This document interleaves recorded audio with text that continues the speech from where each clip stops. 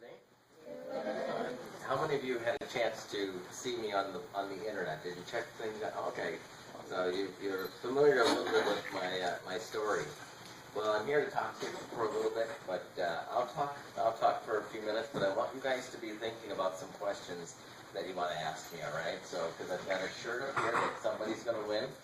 Your principal or one of your teachers will pick the best question asked, and somebody will get a T-shirt from Spot. And you guys got your stickers from Spot, so that's very cool. And I'll tell you what Spot is here in a few moments. As you see up here on the computer, you see this little dot right here? That's where we're at right now. There's a GPS tracker called Spot on my bike, and it's right here. And you guys, after I leave today, whenever you want for the next 3 months, you'll be able to find out where I'm at as I cross the country. I started up at Portland, Maine. Does anybody know where Maine is? Do you know where Maine is? Okay. I started up at Portland, Maine, and I'll let's see if I can zoom out and I'll show you a little bit of that. I started way up here, okay, and I have cycled on this bike all the way down to the bottom of Florida, Key West, and you guys know where Key West is? Alright? The other side of Florida, now we're right here, and I'm going to continue all the way up here. It's, how many miles do you think that is? Anybody have a guess? You had the first one. 4,000? More than that. 10,000. No, less than that. 7 or 8,000 or 6,000. A little bit less. Less 3 miles? 4,000. No, close. 6,400 miles. It'll take me to cross the United States. And sometimes I'll do 50 miles a day, sometimes 75 miles a day, 100 miles a day. But I'm all doing it to raise funds for these 3 charities here.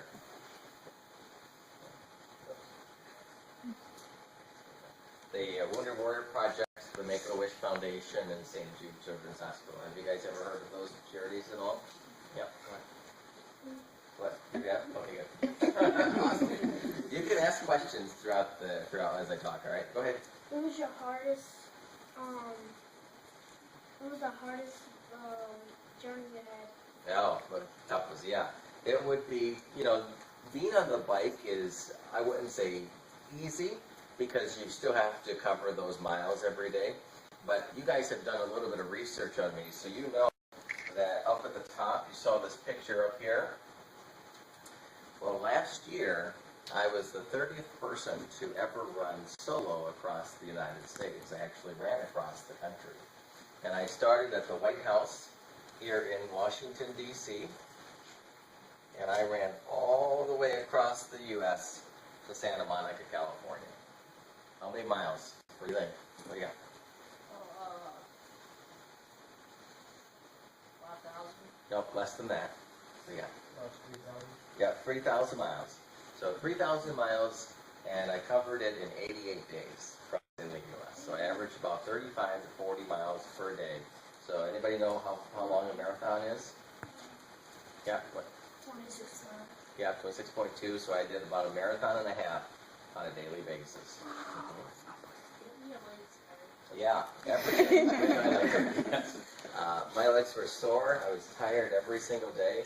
But when you're in the middle of the country, there's no place to go except for forward, right? You just got to keep going.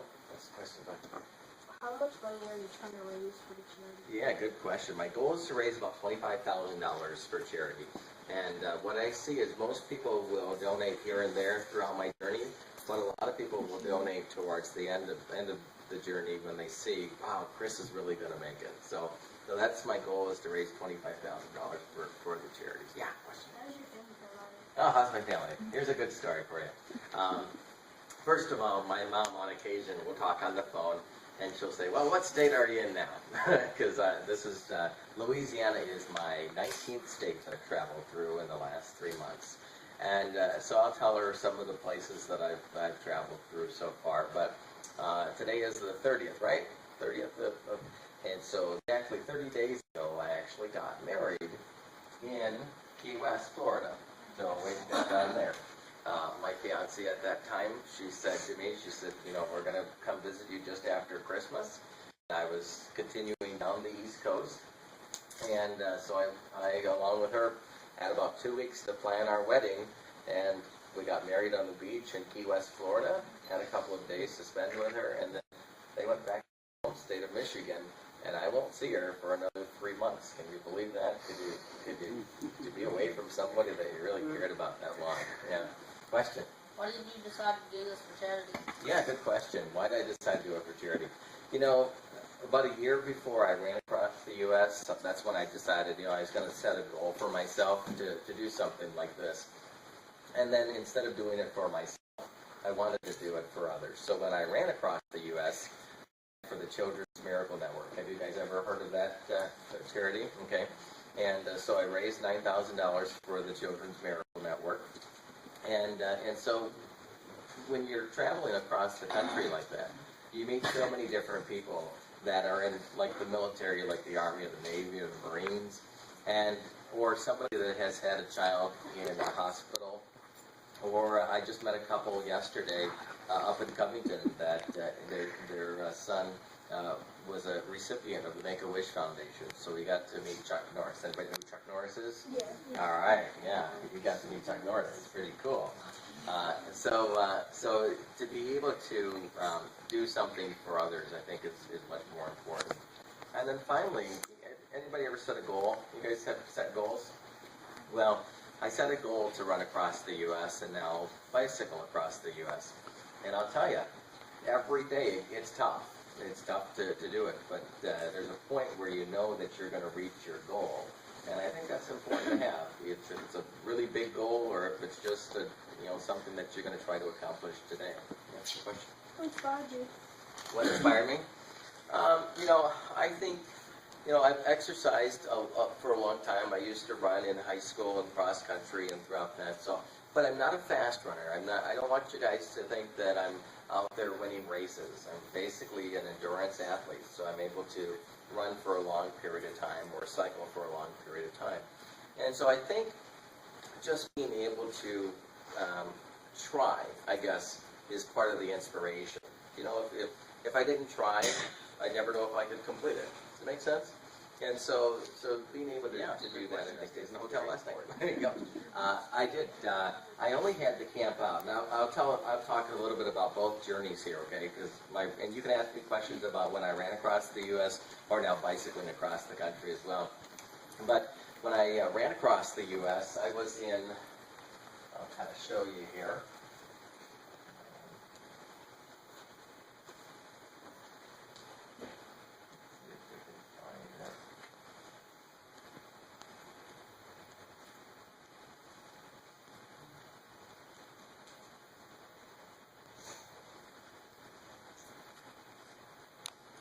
This area looks kind of weird over here. What is that area? Does anybody know? Mountains. And a hot place. What's a hot place? Desert. Yeah, desert, exactly.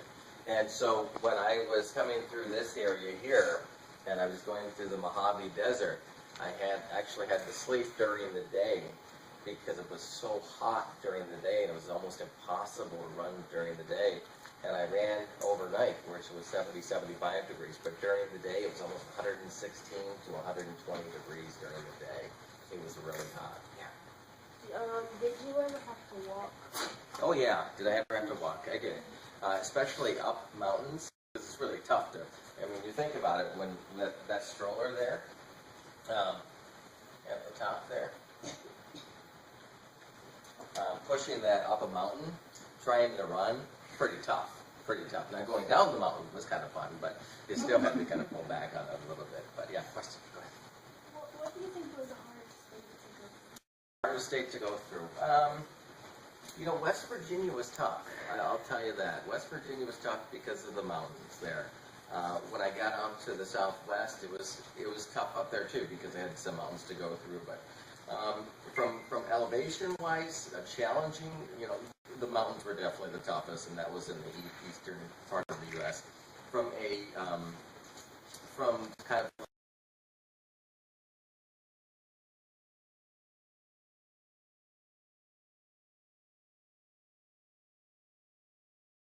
through some of my pictures online, you can do that. I had in the stroller, I had water bottles here and there. So I would carry water on my back, like what I do here. But I had put a water bottle in the stroller. And I was in the middle of the desert and I wanted to get that water bottle. So I opened up the stroller, grabbed the water bottle, and the water was boiling. That's how hot it was. You could see all the bubbles coming up in there because it was so hot in there. Crazy? Yeah. How to feel? You know, I had to get used to it. I had to get used to running every day and knowing that I had to wake up the next morning and do it again, and the next morning, etc. Yeah.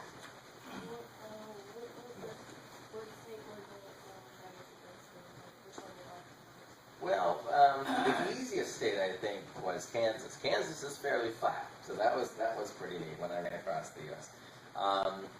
You know, I will tell you that I have enjoyed this, and I say this with my whole heart, is that since I've been here in the South, Mississippi, Alabama, now Louisiana, you guys have been the nicest people I have met across the country. Everybody has just been so nice to talk to. Everybody has stopped along the way and chatted with me, and it's been really neat. We'll go to the back. We'll get you right there. Wait, how did you know what route to go? How do I know what route? Good question. On my website, you guys will be able to see my course a little bit. It's a little bit off right now because of transitioning from the ride to the bicycle. I got to catch up there a little bit. But I use, have you heard of Google Maps or turn-by-turn directions? I use turn-by-turn directions. But sometimes I'll be cycling down the road and I'll literally bring up my spot right here on the website and just to make sure that I'm, you know, going in the right direction or on the right road there. Yeah. When you were running, how long did it take you to cross the How long it took me 88 days to cross the United States. Yeah, 3,000 miles in 88 days. 15 of those days were rest days. Yeah. And do you have to go through like the whole entire state, or do you just like ride through it? No, I just have to go through it. Yeah, yeah. So, you know, for instance, like Rhode Island took me a couple days to go through. That was it. You know, Florida, it took me almost a month to go through Florida because I went all the way down one side and then back up the other side. So that was. I went through Alabama in 2 days. You know, it was a small part of it. Louisiana, I'll be here 4 or 5 days. 5 days, I think it is. Yeah. Question. Did you ever stop and look at any views that you? Oh yeah, I think that's the best part of crossing the U.S. is to be able to stop, take photos, take a video. You know, when you're with your parents going down the road driving, it's really hard to say, oh, I saw that deer or I saw that, and take a picture of it. But when you're on your bike or when you're running across the country, there's a lot of opportunity to do that. I'm going to Portland, Oregon. So it's Portland, Maine to Portland, Oregon. But, you know, one of the questions people ask me is, well, Portland, Maine, Portland, Oregon, it's like, they're both on the top of the U.S. What am I doing way down here in the bottom of the U.S.? Does anybody know why I'm not taking the top of the country this time of the year? Anybody? Okay. To make it harder? Well, what's the good? It's colder. Yeah, and what's on the ground up in the north? Snow. It'd be really tough to bicycle in the snow, wouldn't it? Yeah. How do you stay hydrated and not how do you stay hydrated and Yeah, good question. I stop at restaurants and like gas stations, convenience stations throughout the country to be able to eat. I have 2 water bottles here that you see there, and then my hydration pack. And you see that I have a straw right here so that I can fill up my hydration pack and just drink from the straw as I'm crossing the country. Yeah. Who is it? Right back there. Whenever you ran across, and now that you're cycling across, how do you plan to get back? Oh, good question. Yes, the newspaper. By the way, she's from the newspaper here. I don't know if anybody knows. I think they know me. There you go. Okay. Is that I will fly back home. So once I get from Portland, Maine to Portland, Oregon, the bike will go under the airplane, and then I'll fly back to Michigan. Although, and maybe you guys can help me with this, I have been considering when I get to Portland, Maine. Now, see, my wife doesn't like this idea though, but I'll get your viewpoint on it. So we have the U.S. there, and I live right about here where that hand is, and I'll be stopping right about here. So what do you guys think? Should I take the top of the U.S. and cycle back to Michigan or not? All right. You agree with my wife. Go ahead. You first than you. What was the coldest state?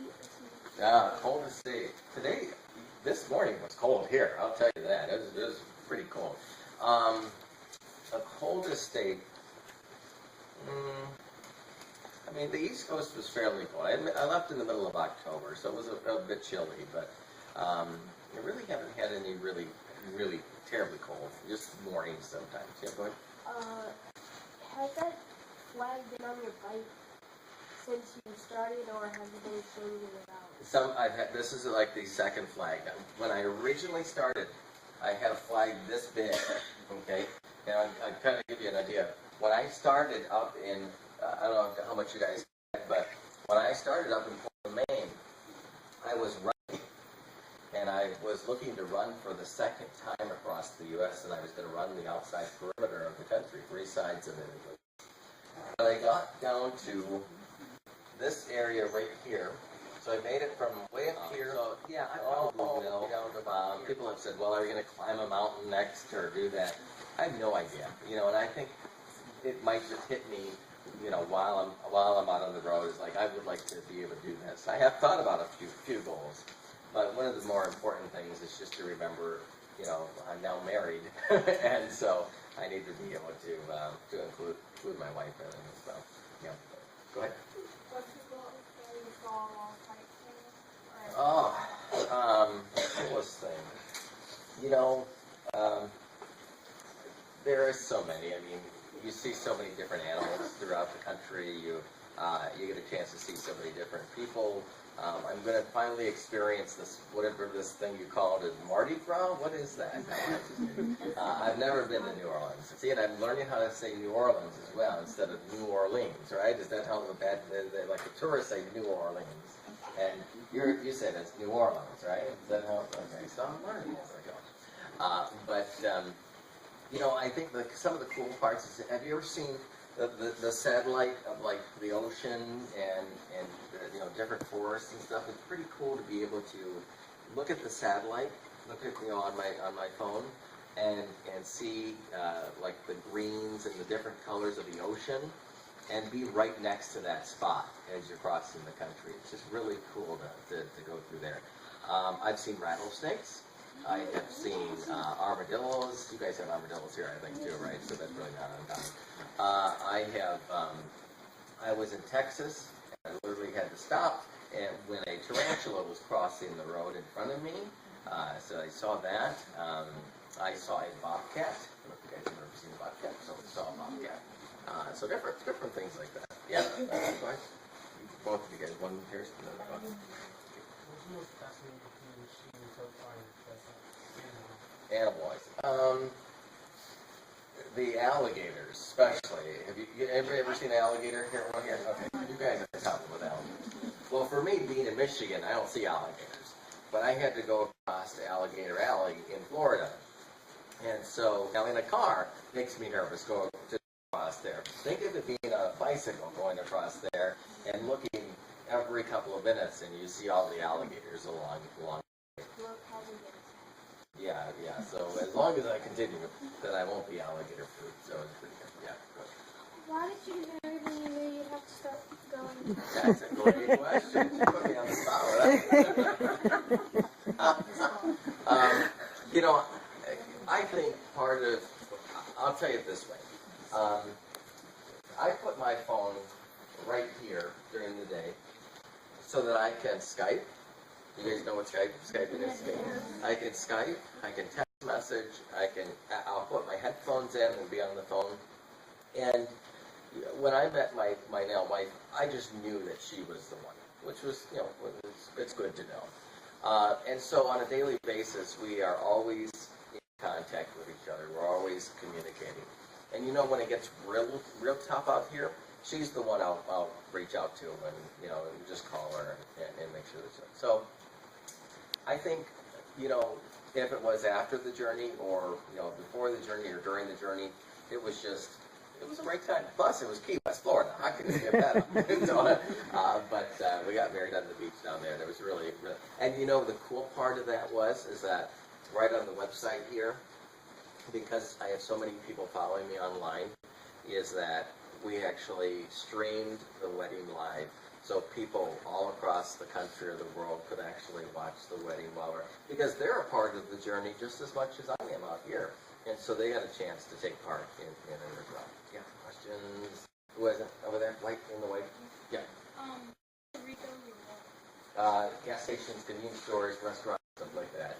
So yeah, and when it gets really hot, like in the Southwest, I'll put my water in my hydration pack, and I'll put some ice in there too, because that'll keep my back cool as well. Yeah, go ahead. Have you ever thought about like when you were running videos, you like didn't talk like you had your breakdowns? Great question. Many times, almost on a daily basis. I mean, you think about it this way: is that sometimes you are out 8, 10, 12 hours a day, and you might not talk to anybody during the day. I mean, just think about going the entire day not talking to anybody while you're running down the road or cycling down the road, and you hurt and you're sore, and you know that if you think about, for instance, when I get to New Orleans, I'll be halfway across the country. I'll still have 3,200 miles to go. Okay, and so when you think about it that way, it sounds like a lot, doesn't it? Oh my gosh, I got 3,200 miles to go.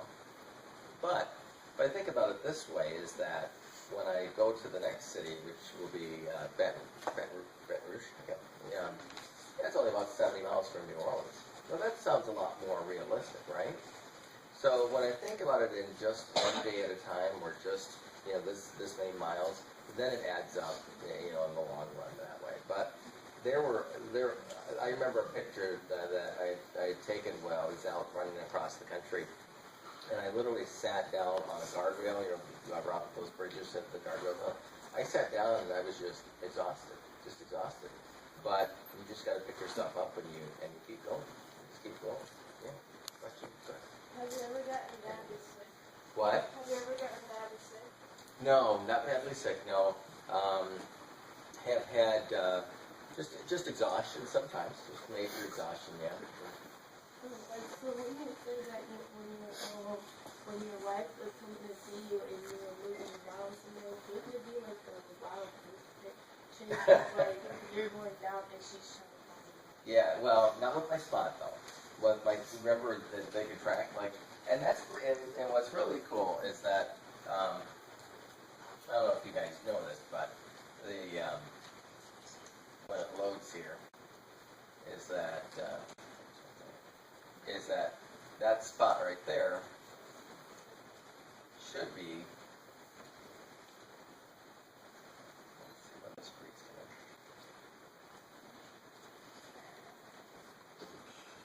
That's the school, right? Yeah. So she knows where I'm at all times. Which I don't know if that's a good thing, but it's all right. But so she knows where I'm at. So in the sense, plus I can talk to her on the phone and say I'm getting close to her. So we were able to do that. Are you gonna talk to her about your adventures, and are you gonna encourage her to do it? Oh yeah, I would. You know, I've talked to a lot of schools throughout the country, a lot of students like you guys, and I've had students come up to me and say, you know, I want to run across the country, or bicycle across the country. And I think, you know, I'm not here to motivate you to necessarily do that, unless you want to, obviously, after you graduate from high school or college. But my goal of talking to you today is that I'm just an everyday sort of person, you know what I mean? And I set a goal for myself to cross the country, and twice now. And I'll tell you, it wasn't until Kansas on my run across the country, so about 1,500 miles into it, that I realized that I was going to be able to finish running across the country. It took me, about a month and a half, 1,500 miles to realize that I was going to do it. And so, like I said, part of being here today is to tell you that your goal could be big, and it's achievable. I mean, it really is. And not every goal, I'll tell you, there's only been about 280 people that have ever run across the U.S. There has been a lot more than that have attempted to cross the country. And so not all of them succeeded, but at least they tried. I think that's very important. What's the biggest state that you crossed? The biggest state? Florida at this point. Florida was, I think, about 800 miles. Then next I got to go across Texas. So I just, from one side of Texas to the, and everybody tells me, they don't like driving across Texas. Try bicycling across Texas. It's going to be tough. But, Have you ever been chased by fans or animals? That's a good question. Have I been chased by fans or animals? Not by fans, but by animals, yes. I was in Miami, Florida.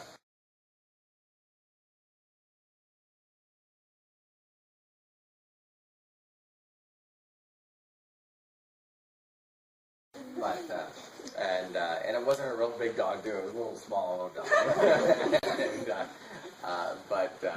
I turned the corner on the street because I thought I could out-bicycle the dog. It's impossible. And especially with a lot of weight on the back there.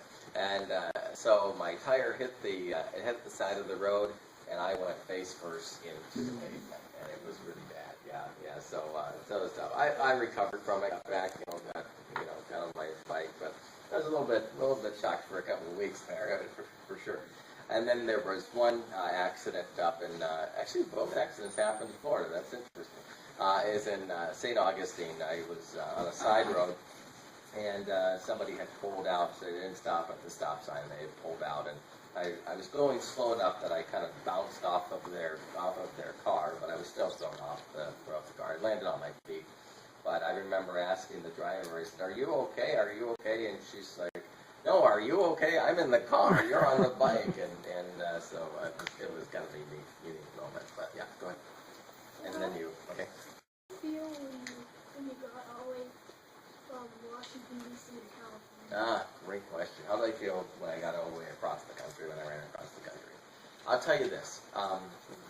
If your goal is big enough, you will feel that you have reached your goal in very different ways. Does it make sense a little bit?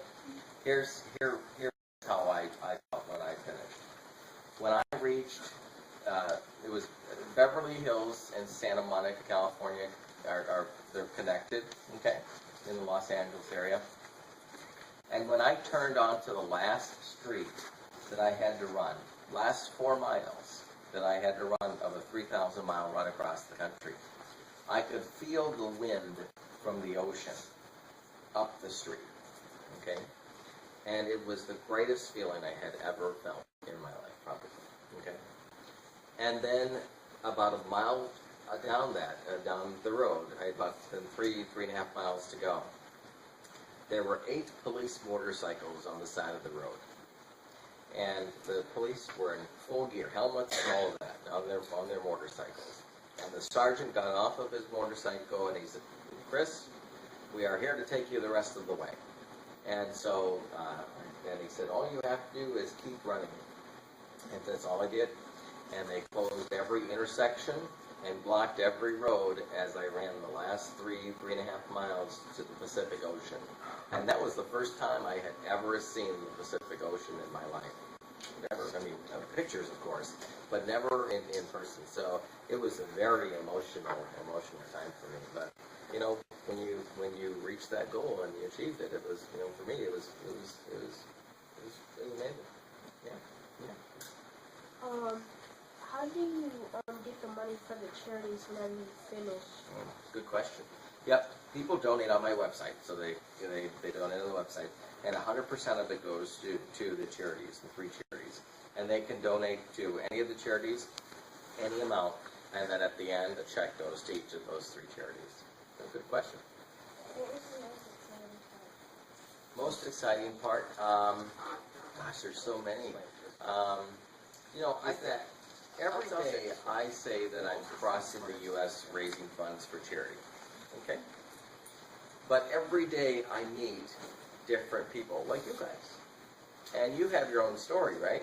Like, I met the students in Lacombe, right, Isaiah Lacombe, who are Cardinals, and I had no idea that your mascot was a Cardinal, but I decided that I was going to wear a red and black jersey today. And I was like, okay, you guys are in red, I'm in red, that's pretty cool, you know what I mean? But every day I meet different people that have their own story and their own journey, and that keeps me going every day. So I think that's the most exciting part of this. Has anything ever happened to your bike, like a flat tire or a chain? Flat tires, yes. Actually, I've had quite a few flat tires throughout. I had one tire ripped in the back. It was literally split right in half there, so I had to get that replaced. I actually have a couple of tubes and tires that I bring with me to replace, so that helps. And my chain right now has a little bit of a twisted link on it right now. And so on occasion I'll feel that when I change gears. So I believe in New Orleans I have a new chain coming in from my sponsor. So I'll put that chain on there, and I'll keep this chain as a backup, just in case I'm in the middle of Texas and the chain breaks or wherever I'm at. At least I'll have a backup just in case. Yep. Yeah. When you feel like giving up, what encourages you to keep going? You know, the question was what encouraged me to keep going, when it was really tough out there, and is that I think part of it is that to raise funds for charity, there's no way I could really do it if I was back home, sitting on my couch watching TV. You know what I mean? Yeah, if somebody that would be supporting me crossing the country and they're going to donate to the charities, they're not going to donate if I'm not really out there doing the effort and pushing every mile. So that's a big part of it.